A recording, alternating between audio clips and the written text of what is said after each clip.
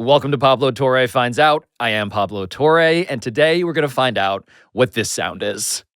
Punching down does not adequately summarize what is happening to a class of people that, from a purely American principle, we should seek to protect because they are vulnerable.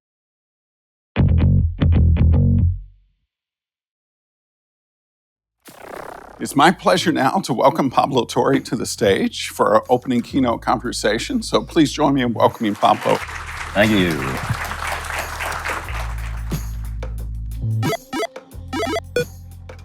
So if you're already wondering where I am, what's going on, what the hell is happening with this episode, these are fair questions I'd like to explain. Last month, I was invited to be a keynote speaker at the University of Connecticut's Dodd Center for Human Rights, which is a truly remarkable organization, not least because not every university has a Center for Human Rights. And the Dodd Center's focus for their biennial conference this time around was going to be sports. And Professor James Waller, who's the guy interviewing me on stage, this wildly accomplished author and international scholar who invited me, had apparently also been listening to our show, which frequently touches on issues relating to human rights, as you may have noticed. But also, we almost never articulate what I consider to be this through line across our many, many episodes, at least not in one single place. And so I figured it might be cool if today's episode was that through line. If it was that keynote that I gave in Storrs, Connecticut, which is, of course, a hotbed of college sports that I embarrassingly had never visited before, which means I'd never visited this auditorium, which I was now truly honored to address. We're very fortunate that Pablo can be with us here as our opening keynote for the morning.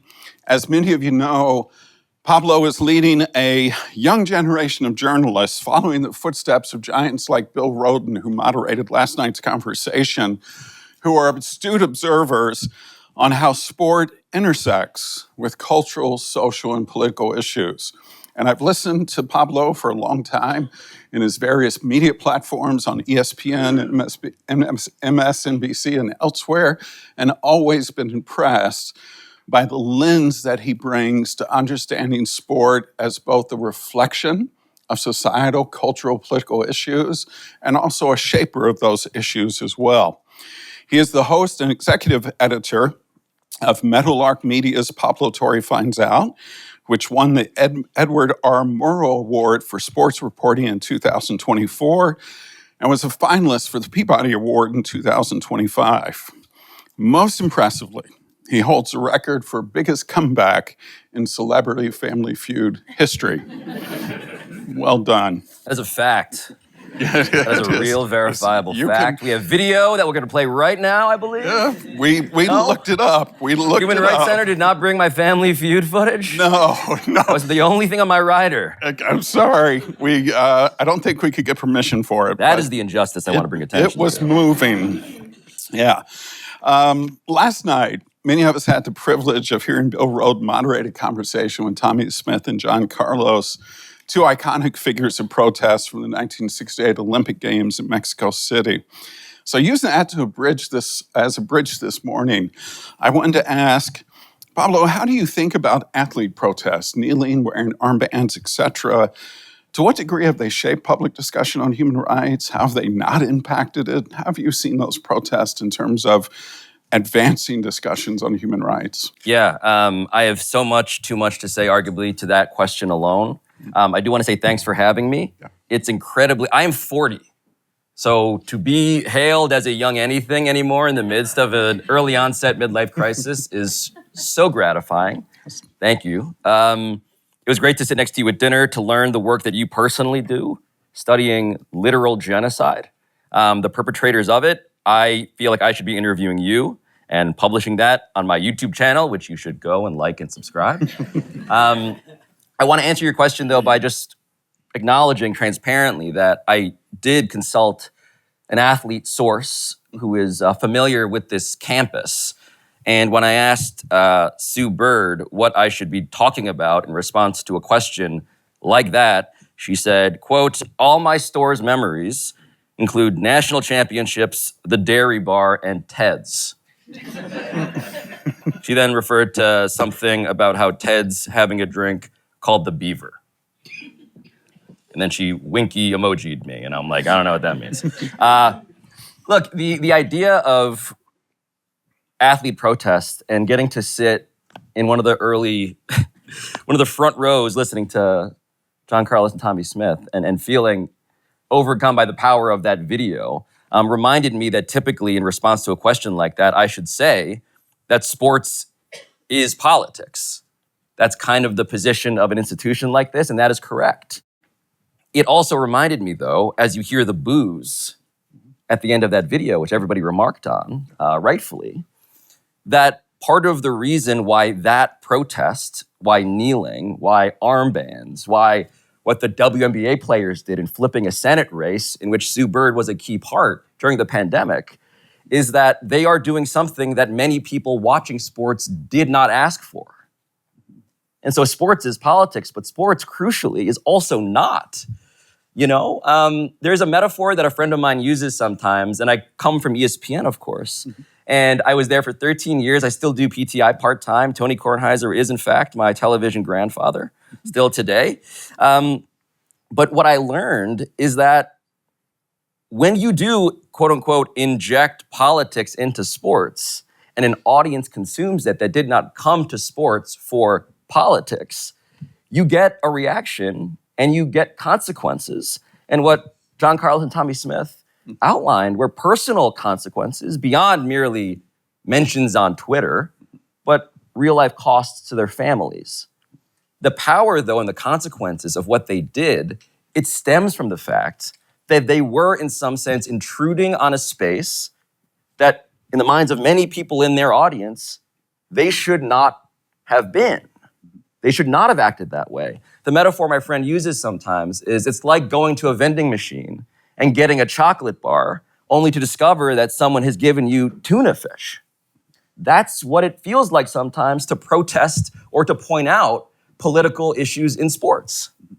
And the power in that, the power in the question you just asked, is that that's how you reach people who are not searching for this stuff already. So to come here to a campus that is so inspiring in its energy and its investment into the topic of human rights in sports, just know that from my point of view, it has never felt more radical. And I say that knowing I just listened to something so moving that took place in 1968, right? But why is it feeling especially radical to me now?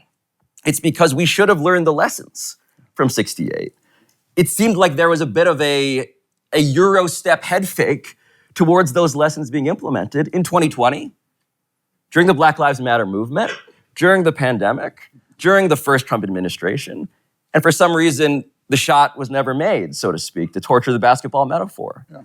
And I think part of it is because people really did, in large part, the audience, the market testing said, we don't want you guys ruining this thing we love. Ruining this thing we love. Scare quotes around all of it. And so to me, the power of protest in sports in that way, of those gestures, and again, it was crazy to watch the video and realize we've been getting almost 60 years out of 9 seconds. Yeah. John Carlos and Tommy Smith, that's the math on it. The reason it's so impactful is because sports has this almost, I would say not almost, I'll stop qualifying it. It has an unparalleled power to make an impact because you're reaching people that aren't looking for it. You're reaching people who aren't trying to seek out what two brilliant men like John Carlos and Tommy Smith at that age, black men in America, in 1968 wanted to say to them. And so much of what I think about now with sports is that sports has never, as an industry, as an economy, as a cultural institution, it has never been more valuable. And I mean that literally. So a lot of what I think I see sports through, and this is, again, me as a reporter, I am somebody who studies this stuff and tries to investigate this stuff and ask the questions like you were asking. Why does this matter? Mm-hmm. Is it important? Was it a moment? Was it a head fake? The amount of money in sports stems from the fact that its audience in this moment right now is truly unparalleled when it comes to the last remaining big tent left in American life. I mean, I get to sit here in front of an audience of young people, and you guys wrecked the sports business economy, the television economy, the media economy, because all of us got addicted to cell phones. And the reason I bring that up is because when none of us really watch the same things anymore, there's a bit of a, in the land of the blind, the one-eyed man is king kind of dynamic. It's the tallest person in a room full of short people. Look at what the top 100 highest rated television shows look like every year. And literally, over 90% of them are football games. Look at what people gather to watch collectively. There is nothing like the Super Bowl. There is nothing like a sporting event in terms of the tonnage of attention from people who, and this is crucial again, to go back to the vending machine metaphor, from people who are not seeking out a political gesture. They come for the games. We should never forget that they come for the games.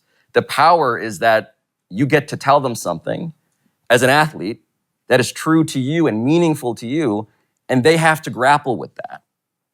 And we're just in a time right now in 2025 when the siloing and the fragmentation of media is so terrifying that it's breaking what would be normally referred to as American culture. There really is no mainstream anymore. The thing that comes closest are sporting events and Taylor Swift, baby. And I hate to break this news to you, but Taylor Swift and the NFL tend to have a strategic partnership going on right now, I dare say, in recognition mutually of perhaps that largesse, that attention, that spotlight. Yeah. And so I just think what athletes can do, which is be in the spotlight and then control it, however briefly, for 9 seconds, kneeling on a sideline. The reason we talk about it still today is because there are risks, there are consequences, because people did not ask for it, and yet they have to see it. We just don't have many spaces where we, Americans, have to see that stuff if you scroll past it. Yeah. No, I want to go back to something you said earlier. And in our conversations with Bill Roden as we did the event planning for last night, and Bill mentioned this last night, he really believes that we're living in a time of the death of resistance. He just doesn't know where the resistance has gone. He looks at 1968, it's 57 years ago, and he looks at today, and he just doesn't know where the resistance is. And he thinks it's largely because of money. But you work in this space, you interview and talk to athletes often. Why don't we see the type of resistance that we saw in 1968 with Smith and Carlos? Is it a responsibility of an athlete to resist, to use their platform in that way, or not? I'm going to try to be simple so we can get complicated afterwards. My television grandfather, Tony Kornheiser, likes to quote Don Ohlmeyer, who's the former head of NBC Sports. The answer to all your questions is money. There are nuances there and wrinkles there, but something that I find fascinating, part of the stories that one of them, an ongoing series, an investigative series on my show that I've been pursuing, has been into the NFLPA, the National Football League's player union. And I'll use the union microcosm here for a second because I think it's illustrative. Unions as a concept, they are meant to defend the interests of the employees, labor, the players, in a way that draws, again, Americans broadly into labor relations in a way that they have no interest otherwise. But the games get threatened. Are they going to sit out? Will there be a lockout? Who are these spoiled millionaires, allegedly? People get agitated around labor relations because sports ends up being, in my view, this torturous, delightful, apparently very enriching liberal arts education in which you can talk about everything, including labor law. The reason I bring up the NFLPA, though, is because there has been, according to the reporting I've been doing, and now I think just obvious observation, a real shift in terms of how the union's leadership wants to approach the NFL. So the NFL, for those who would like me to spell this out, I always feel obligated to point out stuff that blows me away but may feel numbingly obvious. It's the biggest and richest and most powerful sport and cultural institution in America. College football is number 2. The NFL makes so much money that the leadership strategy from the players' union in the last couple administrations, their approach has been, why should we be so adversarial? There's so much money to go around. And a union is a useful case study in this regard, I think, because its premise is almost definitionally to be adversarial. You are at a bargaining table, sitting across from billionaires, the richest people in sports, Roger Goodell, the commissioner, and your job is to understand that they are coming to curb stomp you. They are following the money, they want more of it, and you are the thing that stands in the way. And when you think about labor, of course, you think of so many quotes, I think of so many quotes throughout the history of sports. I think it was Donald Sterling, perhaps on one of the leaked audio tapes, in which he said, in a moment of, again, sort of insane lucidity, who makes the game? We make the game. The owners make the game. The players don't make the game. Players come and go. The revolving door in the NFL is the shortest contracts on average in American sports. The owners, the billionaires, keep it, pass it along to their children. And on it goes, forever. And so there is inherently this power imbalance at any CBA, collective bargaining agreement negotiation. Why am I going on about CBA negotiations? It's because when your attitude to run the NFLPA, the body tasked with counterbalancing that fundamental economic pressure, when your approach is, we can all get rich if we don't fight, why would anyone in a lesser individualized position have a different logic? An individual. I mean, look, I think one of the most fascinating and really depressing conversations has been, I get to be at an event here where last night at the bar, I'm talking to some folks from Human Rights Watch. And I was talking about the Riyadh Comedy Festival. And if you remember that conversation, at least the conversation that I heard, there is now this acknowledgement that we all have a number. We all have a number. You would go perform. We would do this talk, you and me, in Riyadh if they paid us enough. That's the implication. And for comedians and for anyone, what a relatable premise. I think if you were to, each of us should do that exercise right now. This sample here at the literal Human Rights Symposium, ask yourself, what would you need to be paid to attend this event in Saudi Arabia? I'm guessing all of us, if we're being honest with ourselves, we contemplate that. I say that merely to say that in a far less conspicuous and far less dramatic fashion, that's the calculus that everybody in America is making. That's the calculus that every athlete is making. That's the calculus in the aftermath of Colin Kaepernick that LeBron James, on some level, is making. Why was I campaigning for Hillary Clinton in 2016? Again, nuances and caveats there. That didn't go great for lots of reasons. Why am I more silent now than I was then? Why are the most famous athletes with the biggest platforms less vocal now as this administration is more autocratic than it's ever been, than maybe any administration in America has ever been? Why are athletes all of the time going overseas to places like Saudi Arabia? Why is literally Tom Brady standing next to Turki al-Sheikh, the guy who's running Saudi Arabia's sports and entertainment program, for promo videos? Everybody has a number. It turns out that the number might not be as high as we would have hoped. No, that's fascinating. It's the economics piece that you're talking about, the money piece. One of the human rights that we work on here at the Human Rights Institute are economic rights. I know one of your big reporting that made a lot of news led to the documentary Broke, and how, which struck me that in some ways, this is a violation of athletes' economic rights, the ways in which they're used, as you said, in the NFL for very short-term contracts. There's no long-term stability provided there.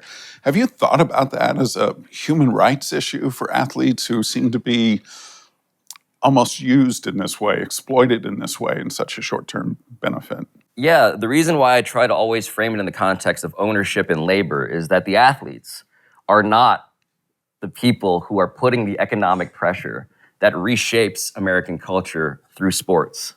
They're not. What they are, though, are the people that you recognize. They're the people you might pay attention to. They're the names you know, the things that may stop your infinite scroll on your phone for a second. Mm-hmm. That's why all of this is redounding to athletes. But it's also true that the scare quotes I put around spoiled millionaires is, of course, farcical. Mm-hmm. Part of the difficulty of organizing in the NFLPA is that you have a truly vast body in which, by the way, the leadership, I believe it's certainly it's on the medal stand in terms of how well paid union leadership can be in America. Top 3, the NFLPA. They have $1 billion war chest to manage. Mm-hmm. But their constituency has the aforementioned Tom Brady, and it has the guy who has zero economic security, whose dream is to make 6 figures for 5 years. So that's the difficulty of organizing. That's the reality of athlete economic welfare. We should relate more to the athletes than the owners. Right. And we're living at a time when the American attitude, part of the reason why this is happening, in my view, is that we all have been conditioned to be aspirational billionaires, thinking that we should all have the opportunity to be like the people at the very top. The same people who are rigging the system such that you can never join them. And the athletes, yes, they win on some level, some mixture of genetic lottery, and or they are simply some of the hardest workers you've ever met. But their particular status is absolutely, intentionally and inadvertently suppressed financially by people who have no interest in letting them accumulate power and leverage and the ability, for instance, to sit out some games. Mm-hmm. Financial education is so clearly a solution, one of them. It's not the entire solution. It's not going to dispositively answer the question of why is there a power imbalance? Why is this so f***ed up? Mm-hmm. But the reality that it hasn't been instituted, I think, owes to the lack of incentives for those who could pay for it, who could do that, and don't. Yeah.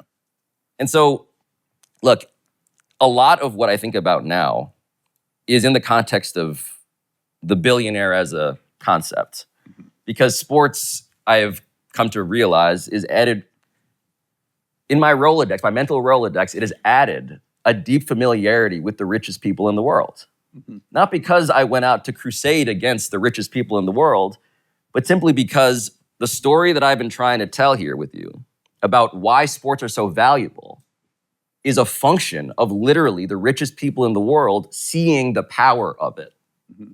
And it's not merely the power of profit. It's the power to launder an image. It's the power to control culture.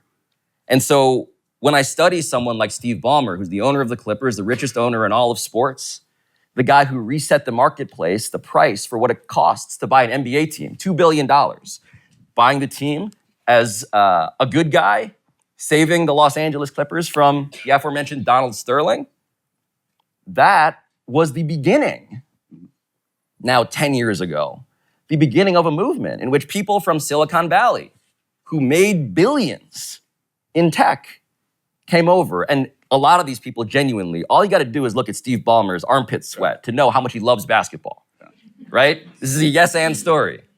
Loves basketball, but also sees the power in what it can do to make a guy who, according to very public record, was an instrumental character and one of the foremost case studies in monopolistic behavior in American capitalism. Right. When he was the CEO of Microsoft, he can be the sweaty good guy who cheers courtside, who loves basketball, and he does. But look at what's happened since. The number of owners coming into professional sports as that market is reset, as the price goes up, right? So for those who are not like drowning in media stock charts like I am, both because I'm trying to send my daughter to college and because I'm fascinated by it, this stuff is only getting more expensive. It's a giant green arrow. And so when you have a fragmented media economy and you have these things that are accumulating in value because the richest people in the world are jumping into the pool more often than ever, and you have $10 billion being paid for the Lakers, $6 billion for the Celtics, right? Multiples over the last 10 years. The NFL, Major League Baseball, we're all seeing this stuff. And so Silicon Valley is in there. Private equity is in there, right? And the multiples are going up. But simultaneously, what we're seeing is that part of what these billionaires want is to normalize extreme wealth, their businesses, and they want to also make it clear that if we are one of the people that you know, whose names you recognize, whose voices you've heard before, you begin even to like us. You begin to root for us. And you begin to think that because you're in sports, someone else has vetted us.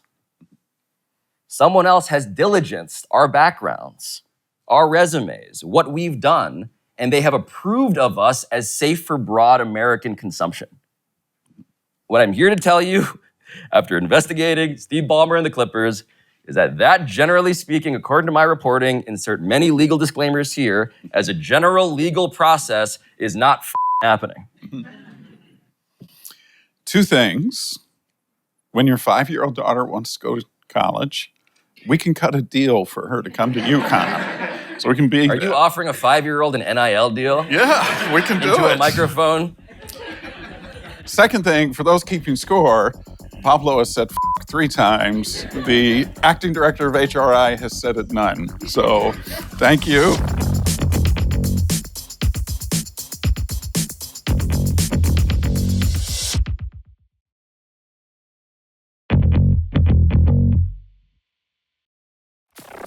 Last night, at dinner, we talked a bit about sports washing and what you said earlier about how to launder an image through sport.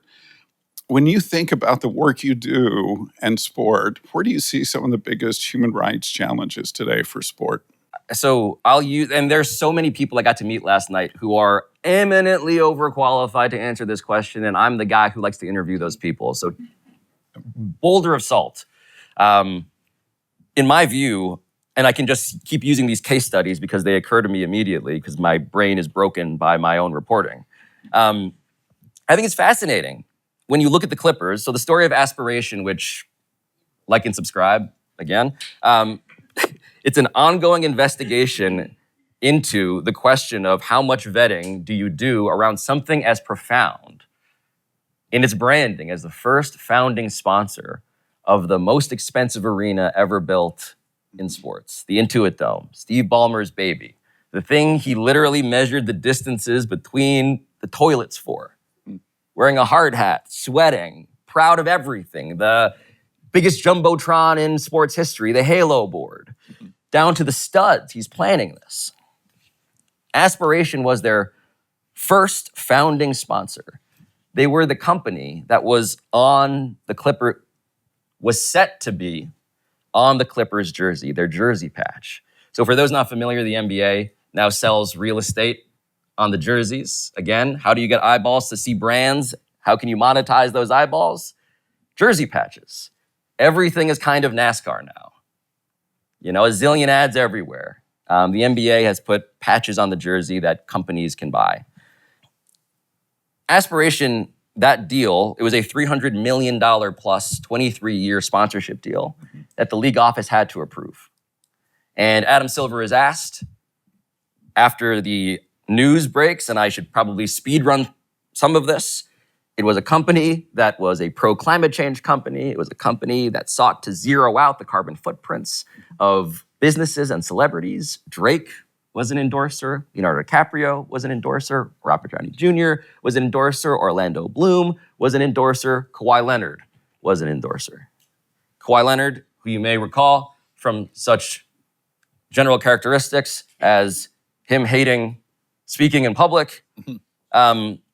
He was paid as a sponsor more than 4 times as much as all those Hollywood A-listers combined in a secret deal that never got announced. And I'm not here to impose upon a human rights symposium. Salary cap circumvention is one of the great crimes against humanity.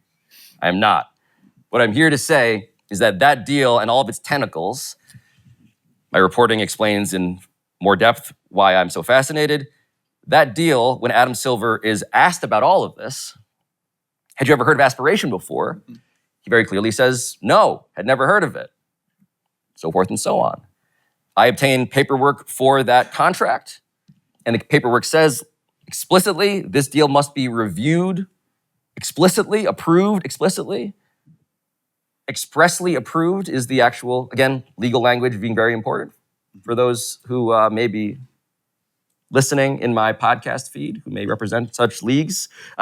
Expressly approved is the language. That was part of the condition of the deal.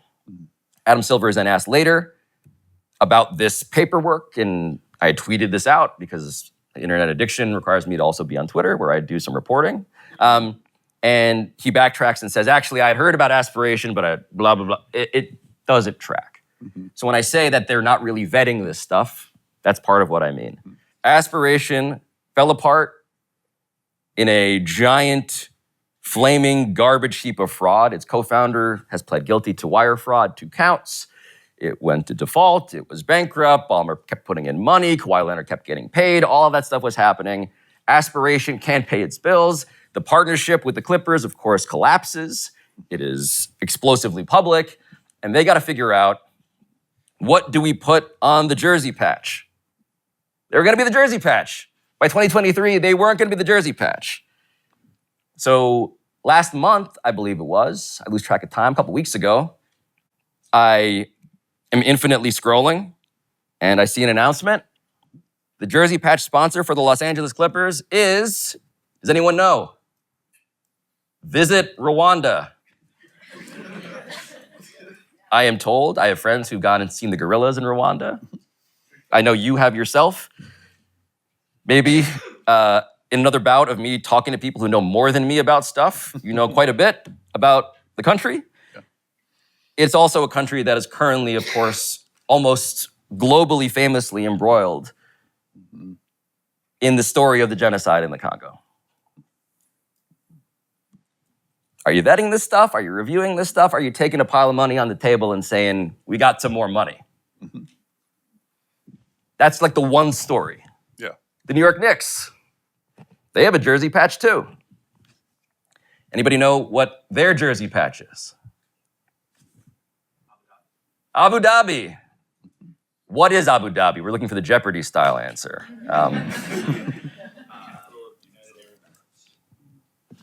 The capital of United Arab Emirates. So all of this happening truly, like the NBA season just started, right? Everyone's seeing these jersey patches. Everyone's saying, oh, I know these brands. I know these people. I recognize that name. I'm normalizing all of this into my sports fandom.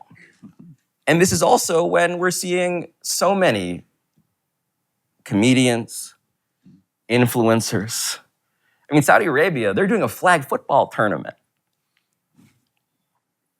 that Tom Brady is apparently involved in. It kind of pains me as I think about young people and what they pay attention to, how eager someone who I think is very charismatic and watch all the time, this streamer Speed, I Show Speed, dude is doing backflips in Saudi Arabia, literally. It's not just the Middle East, and it's not just Africa. FTX. So FTX, Sam Bankman-Fried, you may recall from such things as his giant fraud that he perpetrated, and the videos, by the way, that he filmed next to Tom Brady, who keeps on coming up, truly unintentionally today, but I'm realizing probably do the Tom Brady episode. He would film these selfies with Tom Brady and with Steph Curry. Steph Curry was an FTX endorser. The name of the Miami Heat's arena was FTX Arena. According to my reporting, the Miami Heat and the NBA didn't do a ton of vetting when they agreed to that. These are things that are not accidental. It's not accidental that Enron, a couple years before they became a publicly known scandal, bought the naming rights to the Houston Astros ballpark.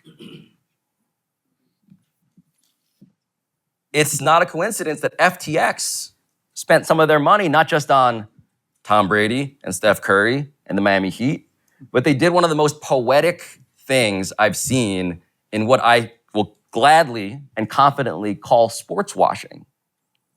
There was a fraud being perpetrated. There was a need to make this normalized.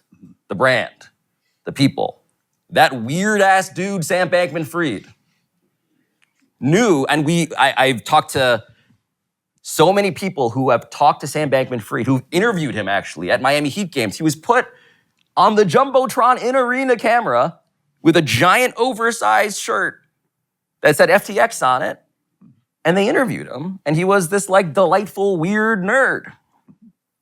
He became normalized. He was targeting sports. He knew the difference, fascinatingly, between Tom Brady and Dak Prescott. He wanted Tom Brady, didn't want a lesser quarterback. He knew where the marketplace was pointing him. The favorite example that I have, though, was that FTX poetically bought the ad space, which I didn't even know was ad space available to buy, on the chest plate of the umpires in Major League Baseball games. So for a while, you may have seen it. It said FTX right there. And part of me just can't help but think, again, I see sports as so important that I can't help but think of like, what if a Supreme Court justice's robe had like NASCAR patches on it? I don't think it's a coincidence that FTX wanted that real estate too. Yeah. We're going to have time at the end for questions from the audience, but I want to ask Pablo just two more questions, both of which take us a little bit, start to veer away from sports into the political sphere. The first one has to do with transgender athletes. You won the Murrow Award for your episode with Amber Zelch, a transgender athlete. Obviously, today we're seeing a rollback in terms of federal policies related to transgender athletes and LGBTQ communities in general. Yeah. What do you see as the threats there? I mean, how far is this going to be rolled back? What are the things we can do in response to it? We've talked about resistance of athletes, but it's resistance of all of us to these type of policies. How have you been understanding those? Is Red here? Yeah. I bring up Red because Red is an excellent fencer. Red is somebody who's been the target of Fox News coverage. And I just wanted to point out Red because this is a story that I started with Amber Zelch that more recently came to Red. Can you just say hello and is it okay if Red just gets to say, if you could give a quick summary of what your experience was, because I think it's interesting. And I did not plan this, so technologically. Red, if you want to step over to the microphone. We have a microphone. Oh, sorry. So here's the backstory. I do this reporting on trans athletes. I think it's, spoiler alert, one of the most, perhaps the most overblown moral panic in American politics. And Amber Zelch is a person I want to tell you about after I introduce you to Red, because Red messaged me on LinkedIn after I did an episode in which Red was a character. We interviewed Red for the episode.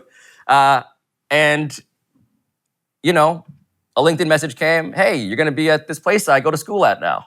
Yeah, so one of the things with talking about trans athletes is vaguely there's an understanding, at least in more liberal spaces, that this is an absurd thing that we acknowledge is a way for right-wing media to cop out of talking about more important political things like, well, when my thing was going viral, Trump announced his tariffs and everything was in red. The Dow Jones was looking like a skyscraper that stockbrokers are probably going to jump off of. Damn, thought that was going to be funnier. Anyways, so one of the things with it is it's talked about as something that is absurd and a political thing that like is just a culture war. But I think that one of the things that we need to do when talking about this more broadly is understand it as a vehicle for right-wing radicalization, which is what it has become. I and other trans athletes are used as an indication of our culture being in decline. And it's one thing to talk about how it's used by Republicans to win elections, but it also is used to more broadly dispel rhetoric that targets minorities. And it's not just trans athletes and transgender people, but oppression and bigotry is very all-encompassing. It's very rare that you'll find something or find someone, but you will, because America and American politics is completely nonsensical. But you're not going to find someone that just says, man, I hate trans people, but every other minority is cool. And a lot of the rhetoric surrounding transphobia and trans athletes in sports is used as a way to then talk about other issues and say, well, it's also the gay people, or they're doing shit with the kids. And the they then becomes, as you know, and we know when we study genocide, and especially in more Eurocentric cultures, it becomes the Jews, or it becomes this mythological they. Or in other cases, it'll be other aspects of bodily autonomy. And so when we talk about bodily autonomy for trans people, it's never just in the vacuum of whether it be some middle schooler that wants to play badminton or be a third string backup softball catcher, or me. But these movements that are talking about trans athletes are also talking about incredible aspects of bodily autonomy that you cannot divorce from the other things that these people say. So on that, oppression is intersectional, and it's all cut from the same cloth. Thank you. Thanks, Chris.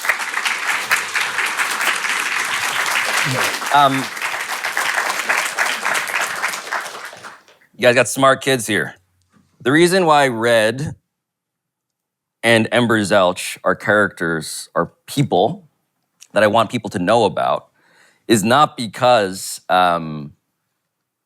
they are these sort of like exotic characters that you should learn about. It's because, like Dare and Red, I don't want to offend your athletic scouting report. I've gotten better.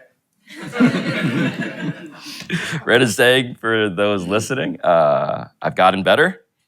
I don't want to do fencing first take with you, Red, from on this stage. I'm debating. No, the Ember Zelch is the third string backup catcher that Red mentioned, who let me into her home with her mom.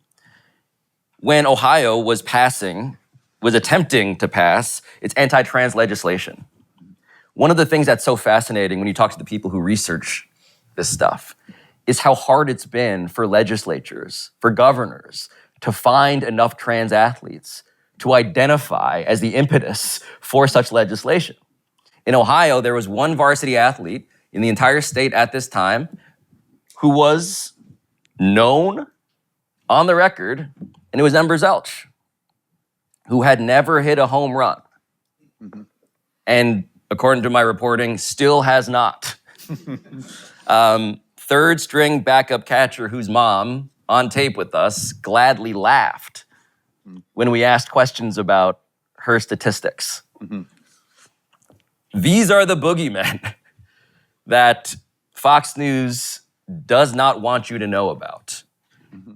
Trans athletes are coming for your trophies, they're coming for your scholarships, for your safety, for your whole way of life. This same athlete who said that facing Red was this trauma, had not so long before literally competed in a mixed fencing tournament. Fencing against dudes without any question, without co-opting even what Colin Kaepernick had done, which was kneel. Red's opponent, in withdrawing from their match, kneeled. Like that was the injustice to bring attention to. When the president of the NCAA, Charlie Baker, was interviewed in DC in front of a congressional hearing, he was asked, how many trans athletes are there? And he said there are less than 10 in the NCAA that they know of. So less than 0.02% is causing what has been framed by Fox News as an 80-20 issue. 80% of the country says, get these people out of sports. 20% say, well, maybe we should reconsider why we are talking with bloodlust about people who, statistically speaking, like any class of human, largely and overwhelmingly, and with apologies to Red, aren't that good at sports. And so I believe firmly that we should talk to scientists around hormones and regulations, the rules and how we draw them, the lines and how we draw them, reconciling those rules, which, by the way, have existed this entire time. The Wild West of whoa, whoa, whoa, everyone's just dressing up like Juana Man, if you remember that movie, which I feel very old referencing, which has become a common reference point in all political effectiveness for what it is that trans athletes are doing, wearing disguises and stealing trophies, spying on your daughters, right? The reality is, not only is that not happening, the reality is that there is a conversation that is nuanced and difficult around the performance of gender, how gender is in fact theater on some really objective level. And also, if we want to enforce competitive equity, we can have conversations about that too. Yeah. What is missing is numeracy. When I say that this is a moral panic, I mean that it is effective, and I mean that it is illiterate. It does not reflect the level of attention given, and I love focusing on dumb shit. I love making mountains out of molehills. I like it less when, as Red astutely put it, it is being used as a gateway to exterminate a class of people who could not be more at risk. The statistics are clear. Dave Chappelle going to Saudi Arabia, by the way, after making his late stage career on the backs, on the throats of trans people, is abominable. Not to sound like someone in a congressional hearing right now, it's abominable. Yeah. Punching down does not adequately summarize what is happening to a class of people that, from a purely American principle, we should seek to protect because they are vulnerable, because all they want to do is be included in the American project in the ways that they were sold, which is through the last mainstream venue for participation in American life, which is sports.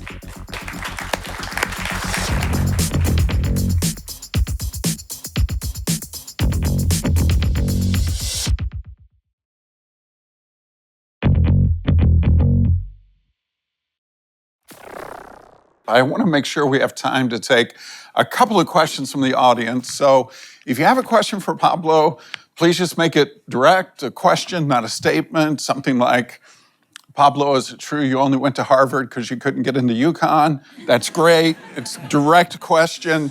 You can do it. So please, raise your hand. We'll make sure you get a microphone. Time for just a couple of questions. Please, please. Hey, Pablo, nice talk. Thank you so much. I remember your first around the horn. Oh, God. You were nervous. Remembering how nervous I was. Yeah. So I've been thinking a lot, like as I have an hour commute here, so I've been a lot of thoughts. And I've been noticing a lot that politics is almost becoming like sports, where it's like people who think this political thing will never change your opinions. Like, I'm a Giants fan, and we saw what happened last Sunday. And I will never change my stance on being a Giants fan. Would you agree that there's something like that where it's almost like people are cheering for a sports team rather than a political party, which has to do with health and people's livelihoods? Yeah. I agree with and resemble the premise of your question. So you referenced Around the Horn, which I love and adore. I referenced Tony Kornheiser throughout this talk, who I love and adore. PTI, for those not familiar, is a show where two people argue. It was pioneering. There was a clock. There's a rundown. It's still the highest rated show, I believe, on the daytime lineup of ESPN. What happened when PTI got super popular is that political cable news copied it. And all of political cable news became some form of short attention span theater argumentation, in which you had various arguments that were conducted not on the basis of trying to find resolution, which I'd argue is very helpful in real world political programming, or conducted on the level of even good faith argumentation. It was done for the sake of argumentation. And so sports contains multitudes, right? It's a yes and story. There are nuances. Sports can be politics. One of the first things I think I tried to say. It also, unfortunately, can be politics. Literally. The tribalism of everything, the way in which we are identifying with parties because that's our inheritance culturally, in the way that you inherit your clear trauma as a I went to a Giants fan. Super Bowl. It's not that bad. The more that Daniel Jones wins games, I think that premise might change. But yeah, I think it's terrifying. And sports, I like to think, is one of the rare places where you can have your cake and eat it too. You can be silly, you can be serious. I do worry about the serious, though, trying to wear the costume of silly, because when shame is no longer a guardrail, when shame is in fact, shamelessness is a market inefficiency. I mean, something I think about all the time is how a fact-based conversation, again, I forgive me for being on so many, a Russian nesting doll of soapboxes, but shamelessness is a competitive advantage. And the problem is that everybody's using it. And so how do you put a guardrail around that? In sports, it's okay, because all that matters is your psychological well-being as a Giants fan. When it comes to literal human rights, it's bad. Right. It's real bad. Thank you. Another question. We have one here in the middle, Nishi, and then we'll do one back there. So, thank you. Thanks. Thanks, Pablo. So you mentioned you're, planning on sending your daughter to college. Would you want your daughter to play sports, knowing what you know about the athlete's journey? Jim asked the question about the types of human rights violations they can face, and we've seen a lot of coverage. There's been really interesting stuff about all the stalking. So when you know that athletes are, they face a lot of risks, would you encourage your daughter to do it? It's hard to deny my daughter the genetic gifts I have passed on.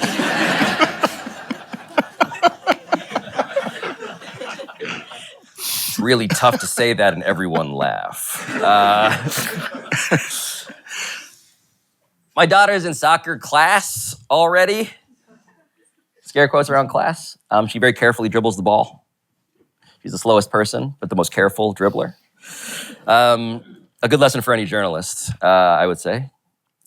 Take your time, be accurate. Yeah, I would, and I would do so enthusiastically. And it reminds me that part of the conversation, again, to pick up the thread from before about trans athletes, when they're claiming trans athletes to be predators in locker rooms, we have an endless litany of examples of legal cases of men, coaches, actively preying on female athletes, trainers, all of the time, Olympians, gymnasts, every sport virtually. So pure just like accounting of danger? It's a great question for that reason. I am, though, as a dad, I'm a trench coat full of cliches. I am a guy who believes more than ever that sports is invaluable, despite all of its sins. The integrity of the premise is different from the integrity of the execution. The theory of sports. Why is it important that trans athletes get to participate? It's because belonging, because learning lessons around healthy competition, how to take coaching from someone older than you, how to deal with failure, how to deal, full of cliches. I am now a series of bad sports movie motivational speeches. I believe in that more than ever. And that's despite the fact that there are bodily and real and documented threats, especially to girls who choose to play it.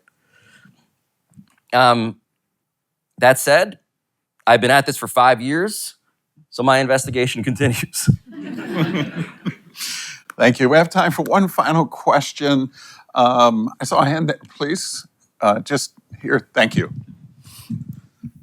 Hi. I don't know if I really need this. I'm a teacher. I can talk loudly if I need to.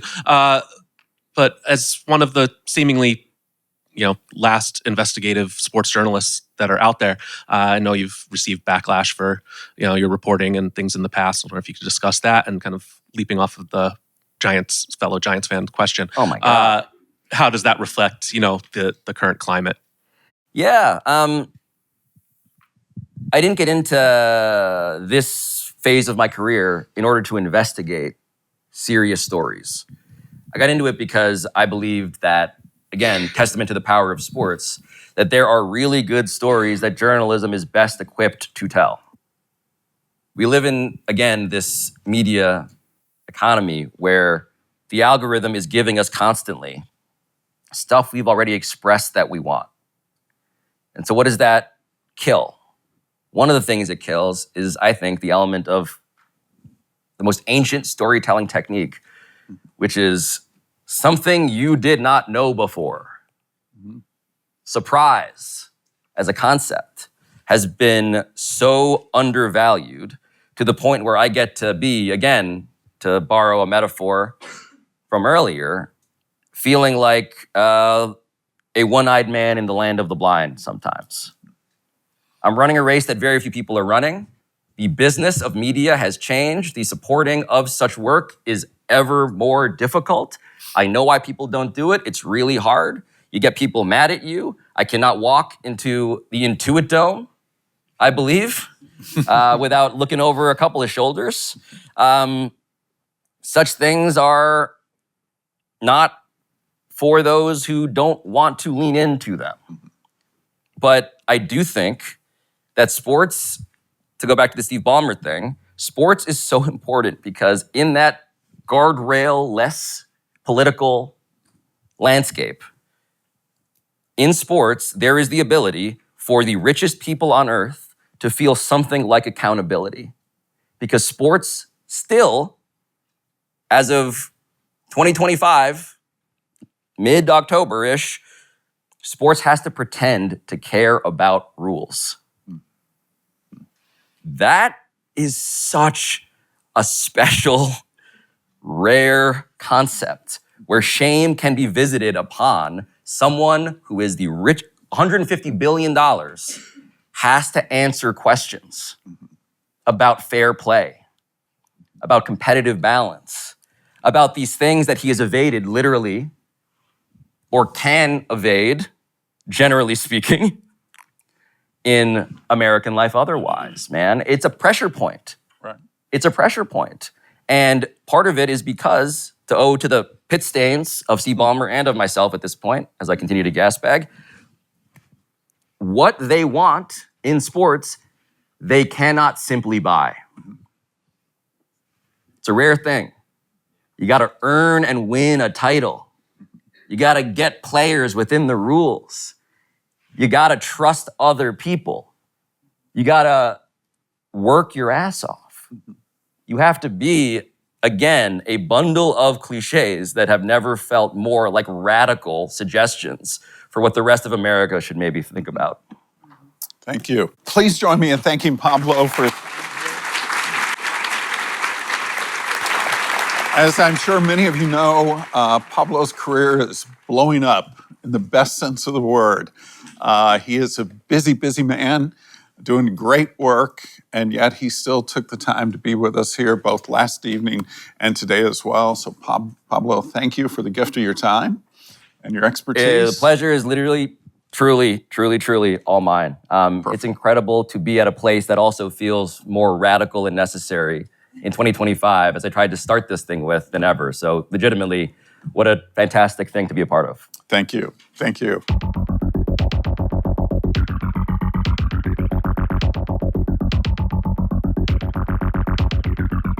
This has been Pablo Torre Finds Out, a Meadowlark Media production. And I'll talk to you next time.